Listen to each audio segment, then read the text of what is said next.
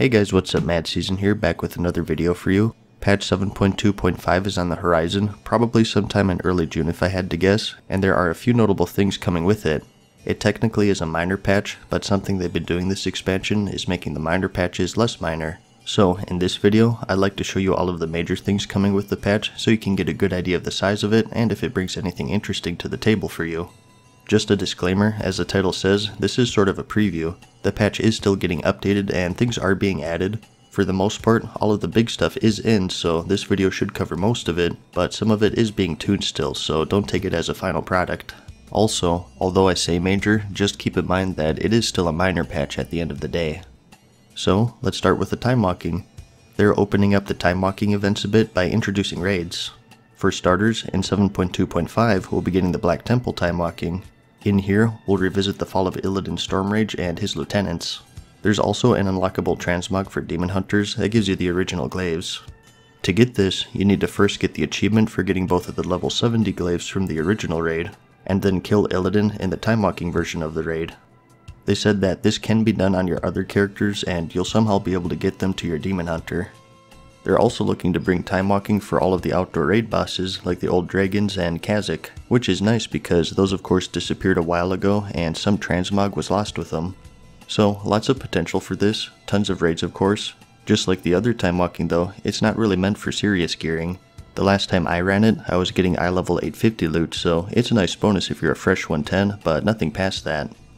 Next up, we have a couple of story elements. If you remember, in the beginning of the expansion, we were being escorted through Ulduar by Magni Bronzebeard. Long story short, he turned into a diamond and has been communing with Azeroth and relaying information to us. He was the one who told us that we needed to gather the Pillars of Creation, which was our main goal for this expansion. We're getting a short scenario and getting more story elements from him. I won't spoil anything in this video, but if you want to listen to the dialogue, I will have a link in the description for you. As for how to actually start the scenario, no solid information is out yet, but I imagine it'll be pretty straightforward. They like to throw these quests right at you when you log on, so it shouldn't be anything too complicated. If they do throw a curveball though, I'll update in the comments for anything that isn't intuitive. And we also have a new questline with Chromie. Some of you may remember her, she's a bronze dragon in gnome form. This is the group that focuses on all of the time travel stuff, and they're focused around the Caverns of Time and Tanarus. She's played a pretty important role throughout the game, and in 7.2.5 we're going to get a questline involving her as well. Once again, I want to keep things spoiler free, but if you want to read things ahead of time, I'll have a link in the description for you. We're also getting a few more new micro holidays. These are actually kind of minor, but maybe added together you can consider them major. For those who don't know, these are just short events that come around on a year-to-year basis for you to goof off basically. They don't have any significant rewards since they're so short and Blizzard doesn't want you to miss out on anything if you happen to not be able to log on for a few days. But they can still be a nice distraction from the norm. The three confirmed ones are the Great Gnomeregan Race, the Moonkin Festival, and the Auction House Dance Studio. The dancing studio has been an ongoing joke for quite a while. It was teased to come out with the Wrath of the Lich King expansion, but it never saw the light of day. Since then, it's become sort of an ongoing joke of when they're going to add it in, and we're finally getting it in the form of a micro holiday. And you, well, dance in the auction house. Really, that's all there is to it. And before you unsubscribe, it looks like they made it so it only happens in one auction house in the city, so you're not locked out of that. So, like I said, it's just silly things that you can do to goof off. Speaking of which, we also have the Trial of Style. This is going to be one of those weekly events, sort of similar to how they rotate out Timewalking, extra honor from PvP, more XP from pet battles, etc. This is going to be on that rotation, and it's basically a fashion competition. So basically, you're put into a scenario with other people. When I did it, it was 6, and you're given a transmog NPC and a theme to match the transmog too. I'll have a full list on the left hand side, but some examples are Winterwear, Faction Pride, Epic Purple, and etc.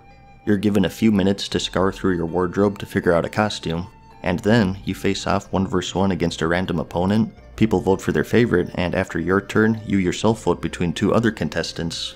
You do this several times, the votes are tallied up, and the 3rd, 2nd, and 1st place winners are chosen. Depending on what you place, you'll get a varying amount of a new currency called the Trial of Style tokens. Currently, as of this PTR build, the vendor isn't in the game, but these are going to be used to buy special transmoggable gear tied to the event. Once they add that in, I'll have a link in the description so you can check out the rewards for yourself.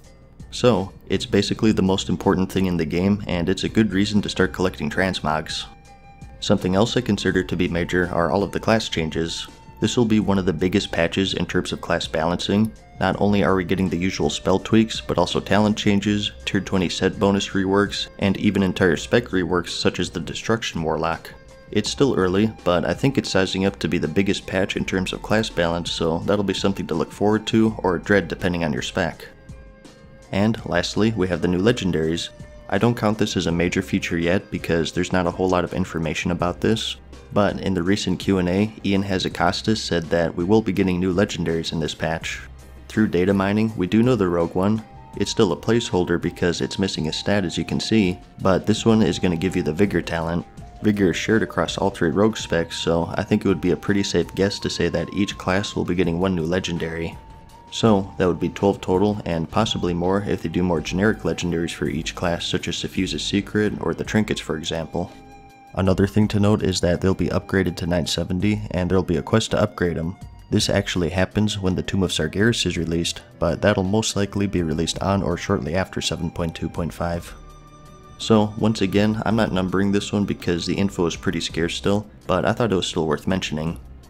And that's pretty much it for all of the major stuff anyways. Once things develop a bit more, you can expect a video for all of the minor stuff, just like what I did with patch 7.2, so keep an eye out for that if that interests you.